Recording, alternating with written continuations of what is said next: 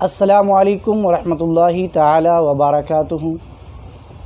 Islamic معاشرہ YouTube channel پر ماہ رمضان شریف میں مسائل کے بارے میں آپ کی رہنمائی کی جا رہی ہے اور مسلسل ہمارے پاس سوالات آ رہے ہیں۔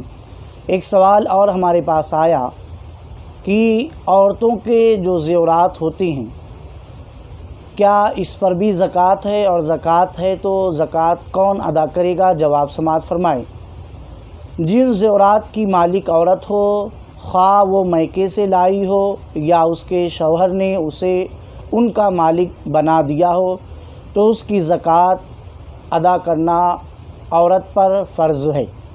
اور جن زیورات کا مالک مرد ہو، یعنی عورت کو صرف پہننے کے لیے تو دیا ہو لیکن مالک نہیں بنایا، تو ان زیورات کے اوپر زکوٰۃ مرد کے ذمے ہے، عورت پر نہیں۔